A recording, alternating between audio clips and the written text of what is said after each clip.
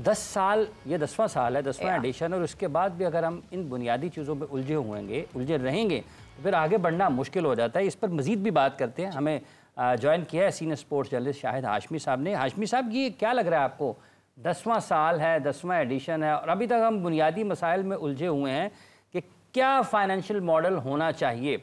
आज भी अली ने ये बताया है, सिर्फ वो कह रहे हैं उनके साथ और भी 2-3 फ्रेंचाइजीज नुकसान में है, सिर्फ वो अकेले नहीं हैं। देखिए, मिल बैठ कर फैसला करना पड़ेगा।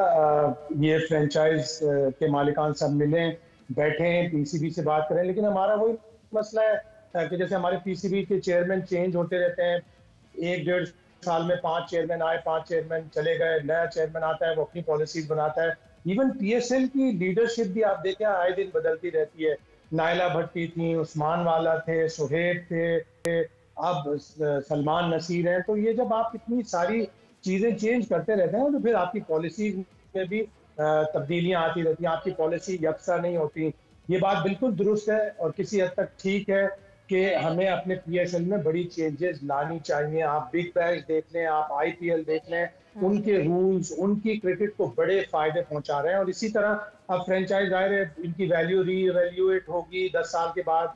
फर्स्ट राइट ऑफ रिफ्यूजल जो मेरी समझ में आता है वो इन्हीं फ्रेंचाइज को होगा कि वो आगे कितनी बिडिंग करती है। लेकिन इनको फ्रेंचाइज को भी अब वक्त आ गया कि they should reap the benefits of this PSL. अभी तक बहुत से लोगों को शिकायत है, तो ये मिल बैठकर बात करने वाली चीज है। हमारी एक प्रोडक्ट है, हमारी एक चीज है, लेकिन इसमें हमें बहुत सारी तब्दीलियां लाना पड़ेंगी। जिस तरह अली ने अपने उस इंटरव्यू में कहा है कि बिग बैश में बैश बूस्ट होता है कि जो टीमें 10 ओवर के मार्क पे ज्यादा होती है उनको 1 पॉइंट मिलता है। 4 पॉइंट है पूरे एक मैच में विक्ट्री के, 3 विक्ट्री के हैं और 1 बैश बूस्ट के जो 10वें ओवर तक आगे होगा स्कोर में उसको 1 पॉइंट मिलेगा। इसी तरह पावर सर्ज के पावर प्ले वहाँ 4 ओवर का होता है और 2 ओवर 11 ओवर के बाद आप किसी भी वक्त बैटिंग टीम ले सकती है। ये एक अच्छी चेंज है मेरे हिसाब से। मैंने बहुत सी चीजें सोची हैं और मैं इन्हीं प्लेटफॉर्म से बता सकता हूँ कि आप पीएसएल में चेंजेस लाएं। हम किन चीजों में पीछे हैं? हम बाउंड्री हिटिंग में पीछे हैं, हम 6 हिटिंग में पीछे हैं, हम डॉट बॉल्स में दुनिया में सबसे दूसरे नंबर पर हैं, हम वाइड बॉल्स में सबसे ज्यादा आगे। तो आप एक चीज कर दें, जिस मैच में जो टीम सबसे ज्यादा बाउंड्रीज और छक्के लगाएगी उसको 1 पॉइंट मिलेगा। इससे हमारे जो प्लेयर हैं उनमें इंक्लिनेशन आएगी कि जब वो इंटरनेशनल क्रिकेट में जाएंगे तो वो ज्यादा डॉट बॉल्स नहीं खेलेंगे। जो टीम ज्यादा डॉट बॉल खेलेगी उसको -0.05 मार्क्स उनको पॉइंट्स उनके लगा दें, तो उनको डॉट बॉल्स खेलने की आदत कम होगी। अभी इस न्यूजीलैंड की सीरीज में 5 T20 में, जिसमें पाकिस्तान एक मैच तो शॉर्ट हो गया था, 15 ओवर का हो गया था, 2 मैचों में पाकिस्तान 20 से भी कम ओवर में आउट हो गई। 199 डॉट बॉल्स खेली है पाकिस्तान ने, यानी हर मैच में 40 डॉट बॉल तो खेल ही नहीं। फिर वनडे में 3 वनडे में पाकिस्तान टीम ने 429 डॉट बॉल खेली, 44 वाइट बॉल्स 3 वनडे में करा दी पाकिस्तान ने। T20 में 17 वाइट बॉल्स करा दी। ये कितना कॉस्ट करता है?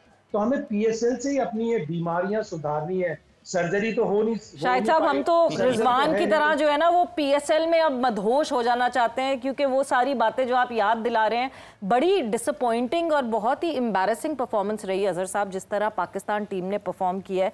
एंड कितना डायरेक्ट इम्पैक्ट पड़ता है, एक है तो हमारा डोमेस्टिक लोकल इवेंट पीएसएल, कितना इम्पैक्ट पड़ता है पाकिस्तान टीम की परफॉर्मेंस का इस पीएसएल पर?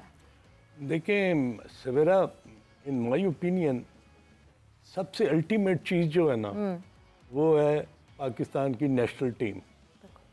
When you are playing bilateral series, when you are playing ICC tournaments, irrespective of it कि दूसरा किस तरह परफॉर्म कर रहा है, आपको अपनी परफॉर्मेंस को वे करना है। अगर आप उसमें प्रॉपरली उसको आप इवेल्युएट नहीं करते, एनालाइज नहीं करते, अभी हाल ही में आप देखें फॉरगेट अबाउट के जी T20 में और वर्ल्ड कप में और 50 ओवर्स में क्या हुआ जी। हमारी चैंपियंस ट्रॉफी में मुझे एक हैरत ये होती है हाफिज साहब कि क्रिकेट में वो कौन सा गुर है, वो कौन सा एक तरीकाकार है कि आप सीखने के लिए अपनी नेशनल टीम को एक प्लेटफॉर्म बनाते हैं। हाउ इट इज़ पॉसिबल कि एज ए क्रिकेटर अगर मैं पाकिस्तान की टीम में रहकर सीखूं और मुझे सीखने में 10 से 15 मैचेस मिलें and then I am still not being able to perform at that level, तो मुझे कहा जाए कि नहीं जी अब आपकी जगह नहीं बनती, तो आप थैंक यू वेरी मच। भाई पाकिस्तान के टीम के 11 प्लेयर जो है ना, अगर ये परफॉर्म नहीं करेंगे, अगर ये अकॉर्डिंग टू दिस सिचुएशन वो चीज़ों को एवेल्युएट नहीं करेंगे, आप किस तरह मैच जीत सकते हैं? आप ना बायलैटरल सीरीज जीत सकते हैं, ना आईसीसी टूर्नामेंट जीतते हैं। हाउ इट इज़ पॉसिबल कि एक लड़का जो आके कहता है कि जी मुझे 10 या 15 मैच चाहिए, कभी आज तक क्रिकेट में किसी को 10 से 15 मैच उसको इवेल्युएट करने में मिले हैं? मुझे आप बताएं सवेरा, आप और हाफिज ना इतनी माइन्यूटली ऑब्जर्व करते हैं पाकिस्तान की क्रिकेट को और दुनिया क्रिकेट को, कहाँ पर आया कि 11 प्लेयर जो एक टीम के थे वो अवेलेबल ही नहीं थे, दे वर नॉट प्लेइंग। खान साहब, यहाँ पर तो कोच पाकिस्तान टीम में आके कोचिंग सीखता है, मैनेजर पाकिस्तान टीम का मैनेजर बनके वो मैनेजर की जो ज़रूरी चीज़ें हैं वो सीखता है। एडमिनिस्ट्रेशन में जो लोग हैं वो पाकिस्तान क्रिकेट बोर्ड में आकर सीखते हैं कि काम कैसे करना है। तो ये तो पूरा पाकिस्तान क्रिकेट बोर्ड ही एक जो है ना वो तालीम बालगा है, लर्निंग प्लेटफॉर्म है। बिल्कुल नहीं, आपने जो ये बात की है वो मुझे इसलिए समझ नहीं आ रही, मैं इसलिए उसको नहीं डाइजेस्ट कर पा रहा कि पाकिस्तान की क्रिकेट को कौन नुकसान पहुंचा रहा है। हम पहुंचा रहे हैं, खेलने वाले पहुंचा रहे हैं, मैनेजमेंट पहुंचा रही है। कौन देखें कौन पहुंचा रहा है? मैं आपको बताता हूँ, ये 11 प्लेयर जो है ना, दे आर रिस्पॉन्सिबल। अगर इनकी performance up to the mark नहीं होती, कैप्टन कहता है मेरे तो हाथ नहीं, तो ये नहीं captain, what do you mean by उसके हाथ में? 11 प्लेयर कैसे रिस्पॉन्सिबल हो सकते हैं? अपनी मर्जी से थोड़ी खेल रहे हैं ये, अपनी मर्जी से थोड़ी ये टीम में आके घुस जाते हैं कि नहीं जी मैं करूंगा पाकिस्तान को रिप्रेजेंट। इनको जो यहाँ पे लेकर आ रहे हैं वो भी तो रिस्पॉन्सिबल है। मेरी बात सुने, अगर वो अप टू द मार्क हैं तो उनको टीम में रखा है? Do you accept it?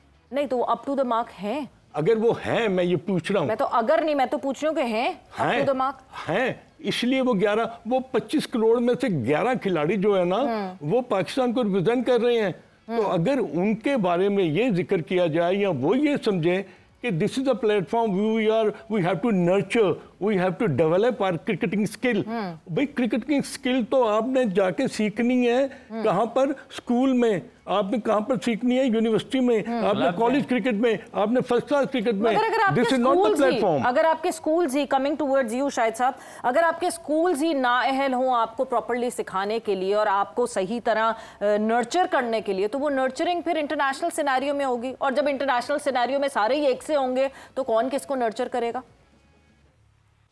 Sir, school तो फर्स्ट स्टेप है। सबसे पहले तो नर्चर आपको फर्स्ट क्लास क्रिकेट करती है, फिर ए लेवल की क्रिकेट करती है। और इत्तेफाक से ना तो हमारा फर्स्ट क्लास सिस्टम इतना प्रॉपर है कि प्लेयरों को नर्चर कर सके। स्कूल तो पूरी पाकिस्तान में 80% स्कूल तो छोटे छोटे प्लॉटों पे, छोटे छोटे डबल, 3, ट्रिपल स्टोरीज बिल्डिंग्स में बने हुए, उनके पास तो खेलने की फैसिलिटीज तक नहीं है।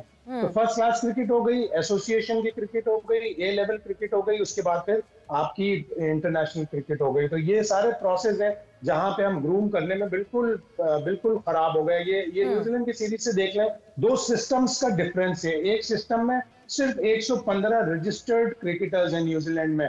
उस सिस्टम ने मोहम्मद अब्बास को डेवलप किया पिछले 3-4 साल में, अंडर 16 से उठाया और उसको नेशनल टीम तक लेके आए।